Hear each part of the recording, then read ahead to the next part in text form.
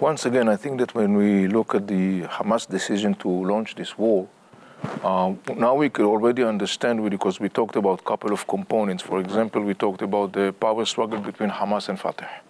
One of the reasons Hamas launched that war was that Hamas was thinking that by launching this war, it will decisively win the battle against Fatah.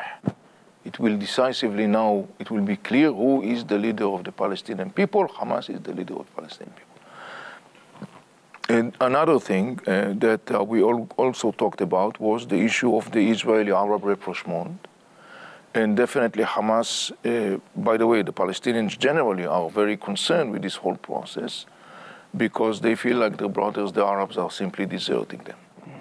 And those sentiments of discontent and frustrations among the Palestinians further boost against the background of an Israeli-Saudi rapprochement, particularly in 2023.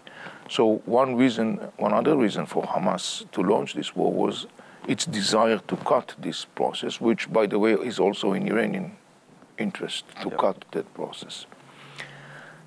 Then there is another component that incentivized Hamas to launch October 7. We didn't talk about it that now, or we mentioned it indirectly when we talked about the network of of armies of terror backed by the Iranians that is known by the name of the Axis of Resistance. Apparently, during 2023, as part of the Iranian regime plan to eliminate the state of Israel, a core component of that master plan is the creation of what we call the ring of fire, meaning surrounding Israel's neck with a loop of Iranian-backed militias, Hezbollah in Lebanon, Iraqi, Afghan, and Pakistani Shiite militias in Syria, Hamas and Islamic Jihad in Gaza Strip. They are all backed by the Iranians. They are, armed by the Iranians, financed by the Iranians, instructed by the Iranians. They gain a military know-how from the Iranians. And the plan is to surround Israel with those armies of terror, what we call the ring of fire. And when the day will come, they will all act as one simultaneously and attack Israel from all directions. Dozens of thousands of missiles and rockets will pour down on Israeli cities, and attacking drones, assault drones, thousands of militants, Hezbollah, Hamas, Jihad, and others will storm Israel from all directions, and that's the way Israel will be eliminated. And during 2023, the leaders of those armies of terror met in Beirut, they met in Baghdad, they met in Tehran, including meeting with the supreme leader of Iran, Khamenei.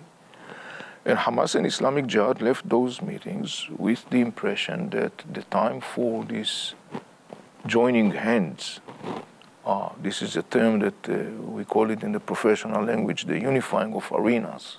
In Arabic, it's called Wahdat al-Sahat.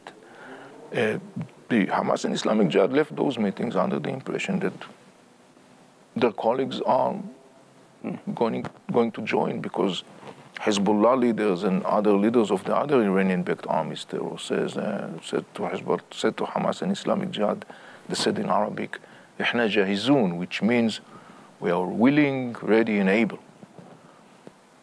Hamas launched the war on October 7 under the impression that this is the day where the ring of fire is going to be finally activated.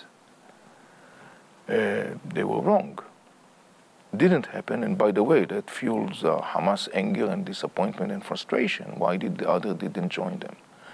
It also fuels an enormous anger in the Arab world on Hamas, including Palestinians, who says to Hamas, you were fooled by your colleagues, your buddies, Hezbollah, and you thought that they are going to join you in this war that you have launched. And now you find yourself, after October 7, what you have done to Israel, and now you are facing Israel's might and rage. And your brothers and sisters in Gaza Strip are paying the price. So it's interesting because, while circles in the West constantly insist to exempt Hamas from responsibility, post October 7 and before October 7.